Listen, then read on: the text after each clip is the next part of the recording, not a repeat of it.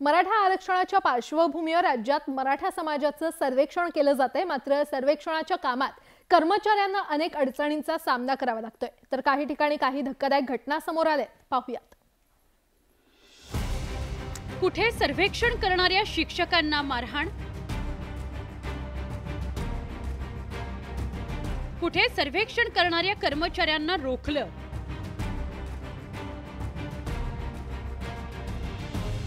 कुठे नागरिकांनी बंद पाडलं सर्वेक्षण,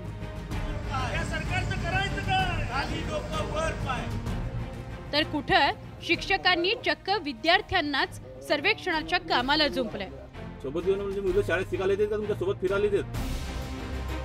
मराठा आरक्षणाच्या पार्श्वभूमीवर राज्य मागासवर्ग आयोगाकडून मराठा समाजाचं सर्वेक्षण केलं जात आहे। मात्र या सर्वेक्षणात अनेक अडचणी आणि धक्कादायक प्रकार समोर येत आहेत। यवतमाळ शहरात एक धक्कादायक प्रकार समोर आलाय। संदीप पत्रे आणि अमोल बाबरे हे शिक्षक यवतमाळच्या जिजाऊ नगरमध्ये सर्वेक्षणाकरता गेले असता त्यांना मारहाण करण्यात आली। आशिष सावरकर नावाच्या व्यक्तीनं या शिक्षकांशी वाद घातला, त्यांना शिवीगाळ करून मारहाण केली।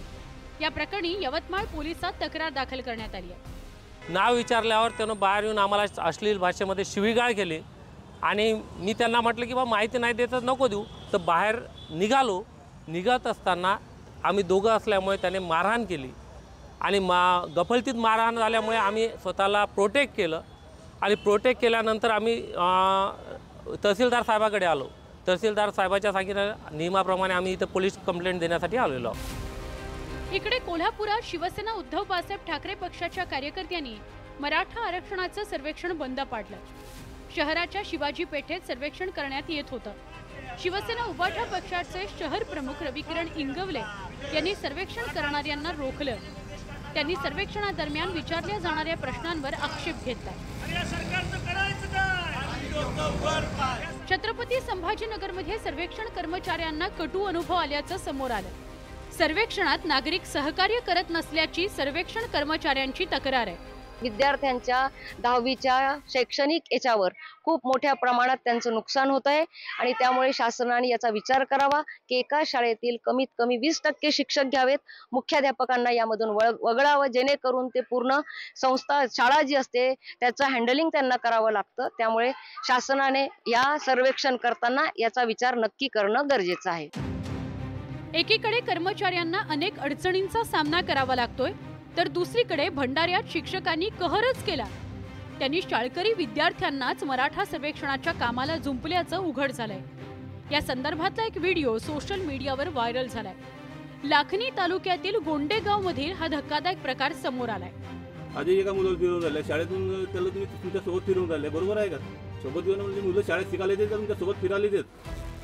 सोलापूर महापालिकेच्या कर्मचाऱ्यानं तर सर्वेक्षण करण्याकरता चक्क खासगी व्यक्ती नेमल्याचा धक्कादायक प्रकार घडलाय। अनिल खरटमल असं त्या कर्मचाऱ्याचं नाव आहे। सर्वेक्षणाकरता खरटमल यांची नियुक्ती करण्यात आली होती।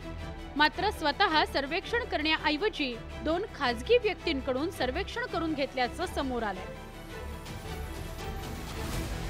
23 जानेवारीपासून मराठा समाजाच्या सर्वेक्षणाला राज्यात सुरुवात झाली आहे। 31 जानेवारीपर्यंत हे सर्वेक्षण केलं जाणार आहे। राज्यातील जवळपास 2.5 कोटी कुटुंबांचं सर्वेक्षण आहे। मात्र सर्वेक्षणाच्या कामात अनेक अडथळे आणि धक्कादायक घटना समोर आल्याचं बघायला मिळतंय।